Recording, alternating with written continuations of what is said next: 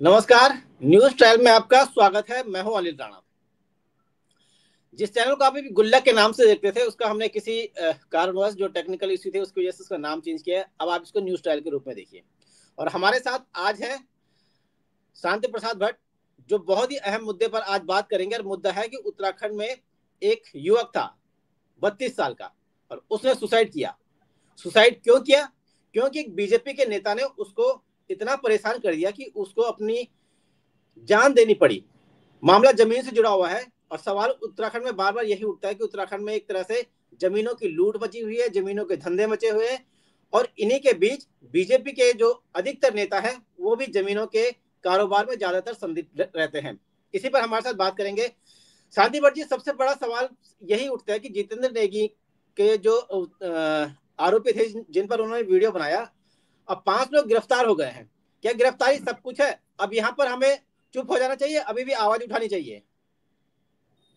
देखिए रावत जी, इस बात को समझने की जरूरत है कि उत्तराखंड का एक होनहार बच्चा जो भारतीय जनता पार्टी का सदस्य भी था, भाजपा के नेता के साथ में मिलकर व्यवसाय कर रहा था।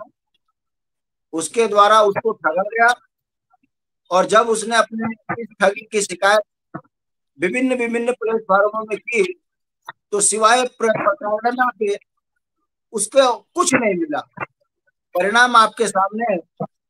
जो अपने आप को मुख्यमंत्री का ओएसडी कहता हो, महेंद्र भट्ट जी के द्वारा उसको एयरपोर्ट अथॉरिटी में प्रतिनिधि के रूप में बनाया हुआ हो, ऐसा व्यक्ति यदि आम कार्यकर्ता को ठगेगा तो उसे न्याय कहाँ मिलेगा। परिणाम आपके सामने है। निराश और हताश होकर उसने अपने प्राणों का बलिदान दे दिया। अब सवाल खड़ा होता है, उसे न्याय मिलेगा या नहीं। देखिए, उसने तो अपने साथ जो करना था कर दिया। सवाल ये है, पुलिस अब उसको किन धाराओं में गिरफ्तार करेगी या मुकदमा लगाएगी। यदि गैर इरादतन हत्या का मुकदमा होगा, जमानत होके बाहर आएगा, ट्रायल में बाहर निकल जाएगा, कोई गवाह नहीं मिलेगा। अब क्योंकि उसकी वीडियो ठीक ठीक कर कह रही है कि भारतीय जनता पार्टी के पदेन सदस्य अपराधों में संलिप्त है, वो फिर चाहे अंकिता हत्याकांड का मामला हो या बहादुराबाद में अपनी ही बेटी को दुराचारियों को भेंट करने का मामला हो, उत्तराखंड के अंदर भाजपा शासन काल में कुछ भी चल नहीं रहा है। परिणाम आप देख रहे हो कि पूर्व मंत्री सीधा धामी सरकार पर आरोप लगाता है भ्रष्टाचार पर, ठोक के कहता है मैंने भी दिए हैं पैसे, मेरी भी जांच कर लो। 30 करोड़ की एफडी भाजपा का कार्यालय चलाने के लिए दामी जी ने कहा से ईडी इनको क्यों नहीं पकड़ती। कहने का मतलब, जो आरोप हम पिछले 25 वर्षों से लगा रहे हैं कि राष्ट्रीय पार्टियां बेईमानी पे उतर आई हैं, राज्य को बर्बादी की कगार पर पहुंचा दिया है। सांसद संसद में बोल रहे हैं कि खनन अवैध हो रहा है, जिससे राज्य में खनन नीति की धज्जियां उड़ रही हैं। मंत्री स्वीकार रहे हैं, कह रहे हैं चैनल पे, हाँ मैंने खनन माफियाओं से लेके जो है दामी जी को पैसा दिया। हर तरफ से अपराध पुष्टि हो रही है, मगर ईडी कोई कार्रवाई नहीं कर रही, सीबीआई कोई कार्रवाई नहीं कर रही। धाकड़ धामी भय मुक्त होकर उत्तराखंड को लूट रहे हैं और प्रधानमंत्री ये सब देख कर चुप है। परिणाम आज जनता भुगत रही है, हर तरफ से अपने आप को ठगा महसूस कर रही है। देखना यह होगा हिमांशु चमोली के ऊपर 302 का मुकदमा लगता है या साधारण धाराओं में गिरफ्तार करके जमानत देकर उसको छोड़ दिया जाता है। ये बड़ा यक्ष प्रश्न है रावत जी, बड़े दुर्भाग्य की बात। नहीं, आप एक वकील भी हैं, तो आप ये हमें समझाएंगे कि कैसे 302 का मुकदमा पे कैसे लग सकता है, और सरकार का इसमें क्या रोल है उनको बचाने में? या फिर अगर सरकार अपने पे आती है, सच्चे में न्याय दिलाना चाहती है जितेंद्र को, तो सरकार क्या कर सकती है? देखिए, आप सरकार सरकार की का भूमिका काम किस था करेंगे? कि जैसे ही संज्ञान में मामला आया, सबसे पहले मुख्यमंत्री जी को फ्रंट में आकर कहना चाहिए था कि ये हमारा कार्यकर्ता जरूर है, इसने अपराध किया है तो शोषण धाराओं में मुकदमा लगाकर जेल भेजा जाएगा ताकि ये बाहर ना निकले। इसके ऊपर रंगदारी का मुकदमा लगना चाहिए, गैंगस्टर एक्ट लगना चाहिए। ये कई जमीनों की अधिग्रहण के मामले में इसके ऊपर जो है शिकायतें हो रखी हैं थानों में, मगर घटना के बाद उसको अगर गिरफ्तार किया जा रहा है तो सवाल खड़ा होता है, जब तक ये घटना नहीं घटी उससे पहले पुलिस क्या कर रही थी, दामी सरकार क्या कर रही थी? क्या प्रत्येक व्यक्ति न्याय लेने के लिए ऐसे ही कदम उठाए, आत्महत्या करे तब सरकार की जो है कान खड़े हो? कहने का मतलब है रावत जी, ये उत्तराखंड के मूल निवासियों का दुर्भाग्य बन गया है।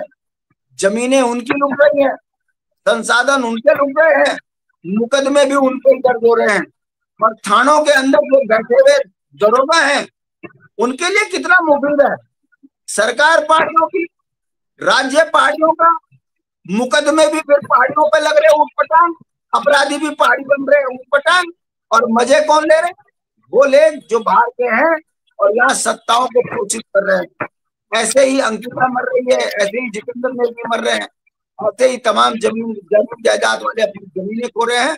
उत्तराखंड में सरकार नाम ठीक नहीं है, खनन माफिया और भू माफियाओं की खौफ आ रहा है, मुख्यमंत्री उस पर मोहर लगा रहे हैं।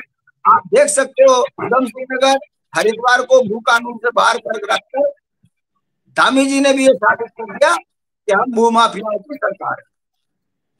अंकिता का आपने नाम लिया, वाकई में अंकिता हत्याकांड का नाम इसलिए भी लेना इस समय जरूरी हो जाता है कि जब वो मामला भी उठा था तो उस समय भी पूरा उत्तराखंड सड़कों पर उतरा था। अगर उत्तराखंड सड़कों पे न उतरता तो ये पुलकित आर्य जो उसके साथी थे वो गिरफ्तार न होते, और गिरफ्तार न होते तो अब उनको सजा नहीं मिलती, वो खुलेआम घूम रहे होते।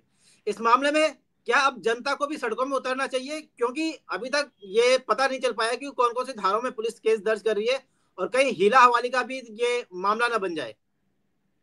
देखिए, जैसे ही हमारे को पता चला कि उत्तराखंड के पर्वतीय क्षेत्र का रहने वाला व्यक्ति जितेंद्र नेगी उसने सुसाइड कर दिया और उसमें भारतीय जनता पार्टी के एक नेता का नाम आ रहा है, तो राजनीतिक दल होने के नाते आशुतोष नेगी जो पौड़ी तो गैरसैंण से सीधा पौड़ी है, हमारी संतोष भंडारी जो महिला अध्यक्ष है, दोनों गए हैं उनके परिवार से पूरे इसके प्रकरण की जो है जांच करी।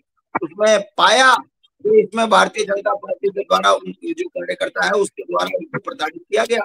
अब इसमें अग्रिम कार्रवाई के लिए पहले तो उनके परिवार को सांत्वना दी और हमने ये विश्वास दिलाया कि उत्तराखंड क्रांति दल इसमें पूरी पैरवी करेगा और दोषियों को सजा दिलवाएगा, और यदि इसमें कोई हीरा वाली हुई तो इसके लिए बड़े कार्यक्रम की तैयारी भी की जाएगी। आपको याद दिला दूं, हम हत्याकांड में भी आशुतोष नेगी ने बढ़ चढ़ कर भाग लिया और जमके की उक्रांद की इकाई ने बहुत बढ़ चढ़ कर इसमें काम किया, तब जाकर अंकिता के हत्यारे पकड़े गए, वरना पुलिस से लेकर सरकार तो ये कह रही थी कि हत्या तो हुई नहीं है।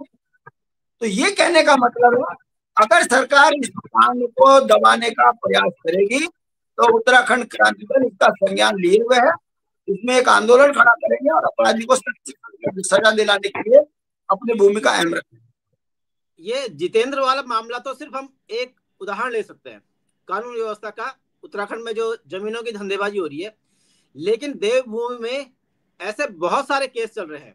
अभी जो विधानसभा सत्र हुआ उसमें भी ये कहा गया कि कानून व्यवस्था के मुद्दे पर बातचीत करो, क्योंकि आपने वीडियो देखी होगी किस तरह से किडनैपिंग किया जा रहे थे, और उसके बाद जो किडनैपर हुए वो बाद में खुशी खुशी आए, बड़े हंसते हंसते बोले कि हम तो पिकनिक मनाने गए थे जब देव प्रदेश में आपदा थी, जब पंचायत चुनाव का जिला पंचायत अध्यक्ष का चुनाव होना था। तो ये तो उनका जो बाद में वीडियो है वो साफ ये जाहिर करते हैं कि भाई इनको डराया गया है, धमकाया गया है।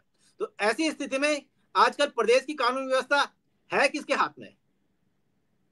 देखिए रावत जी, इस बात को भी समझने की जरूरत है तो सरकार की प्राथमिकता क्या है। एक और पूरे राज्य में आपदा आई है और सरकार हर क्षेत्र के ऊपर जो है मदरसे बोर्ड की चिंता जता रही है, दूसरी तरफ धर्मांतरण पर सख्त कानून बनाकर दंड लगाकर जेल डालने की बात कर रही है। हमारा ये कहना है ये आपदा का समय है, अगर अब शीतकालीन सत्र गैरसैंण में आपदा पे चर्चा करते तो जो होटेलियर है उत्तराखंड के जिनके करोड़ों की प्रॉपर्टी ध्वस्त हुई उनके लिए मुआवजे की नीति बन चुकी गैरसैंण में, मगर सरकार की मंशा पहाड़ के लोगों को राहत दिलाने की नहीं थी। यही कारण है कि 1.5 दिन में झारखंड से भाग खड़े हुए, अनुपूरक बजट पास किया और निकल गए। दूसरा उदाहरण, उत्तराखंड को उत्तर प्रदेश और बिहार बनाने वाली ये भाजपा, जो कि संसद में चर्चा करती कि नैनीताल कांड में हम शर्मसार हैं, जिन्होंने लोकतंत्र की हत्या करी है, हम उन पर सख्त कार्रवाई करेंगे। मजे की बात देखिए, ना कांग्रेस चाहती थी कि सदन में चर्चा हो, ना भाजपा सदन में चर्चा कराना चाहती थी। परिणाम क्या हुआ? ना आपदा पे चर्चा हुई, ना भ्रष्टाचार पर, रोजगार पर, लोकतंत्र की हत्या पर कोई चर्चा नहीं हुई। 1.5 दिन में उत्तराखंड की मानसून सत्र खत्म और देहरादून में आकर धामी जी चिंता कर रहे हैं कि लिविंग रिलेशन में और कानून सख्त करेंगे। अब आप बताइए, एक तरफ आप कह रहे हो कि सनातन धर्म में लिविंग रिलेशन को हम सख्ती से लागू करेंगे, दूसरी तरफ मदरसों की आप इतनी चिंता कर रहे हो, लगता है कि भाजपा मुसलमानों की पार्टी बन के रह गई। तीसरे में आप बताइए कि इन समय पर भारतीय जनता पार्टी पर जितने आरोप लगे हैं, कांग्रेस के नेता चुप क्यों हैं? तो आप समझ सकते हो कि आज उत्तराखंड में भाजपा और कांग्रेस एक है। अब उसका परिणाम यह है कि जिस मंत्री की कमाई पर चोट लग रही है, वो मैदान में आकर दूसरे को बदनाम कर रहा है। हरक सिंह का उदाहरण आपने देख लिया कि हरक सिंह को अब संविदा कर्मचारियों की चिंता आ रही है 25 साल बाद। क्यों? क्योंकि अब वो विधायक है नहीं, कमाई के साधन है नहीं। ईडी ने उनके यहाँ छापा मार के उनसे सारी जानकारी लेने की ले ली, तो अब वो भारतीय जनता पार्टी पर सीधा हमलावर हो गए और अब अपनों को बचाने के लिए, सिंपैथी बटोरने के लिए संविदा कर्मचारियों की चिंता जता रहे हैं। और जब हम मंत्री से कर देते हैं उनको रेगुलर, मगर क्यों? क्योंकि राजनीति करनी है, जमीन तराशनी है, तो भाजपा पे आरोप लगाकर संविदा कर्मचारियों को अपनी तरफ मिलाने का प्रयास कर रहे हैं। जनता सब समझ रही है, चोर चोर मौसेरे भाई, उत्तराखंड के मूल निवासियों की आफत आई। यही कारण है किसी बुनियादी सवाल पर काम नहीं हो रहे हैं, राज्य अराजकता की नहीं चढ़ा। जैसे कि आपने बताया कि आशुतोष ने जो है नेकी, वो भी उनसे मिले, जो जितेंद्र के मांझी पिताजी थे। उनके मांझी पिताजी का अब क्या कहना है कि वो क्या चाहते हैं सजा के तौर पे? उनके माँ बाप का ये कहना है कि हमारे बेटे का जो उत्पीड़न नाम लेकर कहा उन्होंने कि हिमांशु चमोली ने किया है, उस पर सख्त कार्रवाई हो। उसके द्वारा कितने लोगों को ठगा गया है, उनके नाम से भी मुकदमे दर्ज हो। तब पता चलेगा कि हिमांशु चमोली, जो कि भाजपा की आड़ में दानव बनकर स्थानीय संपदाओं को बेच रहा था, जबरदस्ती गुंडागर्दी कर रहा था। जैसे कल डोईवाला में एक मोबाइल शॉप वाले ने कहा कि मुझसे 2 लाख के मोबाइल की जो है अगुवाई कर रहा था, हमारे पे मारपीट करी। तो ये उदाहरण है। सरकार को उसका भी संज्ञान लेना चाहिए, मुकदमा लगना चाहिए और उस पर गैंगस्टर लगना चाहिए, ताकि गैंगस्टर के तहत उस पर कार्रवाई हो। वरना भाजपा अपने अपराधियों को बचाने में माहिर है। अंकिता हत्याकांड के मुख्य अभियुक्त को बचा दिया, आपने देख लिया। यार हरिद्वार के अंदर अपनी बेटी को परोस रहे दानवों को, आपने देख लिया।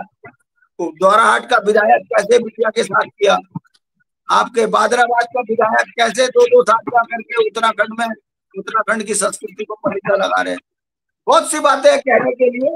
अब जनता समझ रही है कि भारतीय जनता पार्टी को वोट देना बहुत बड़ी भूल है, जिन्होंने राज्य के अंदर लूट मचा दी है और उत्तराखंड की देश को कलंकित। तो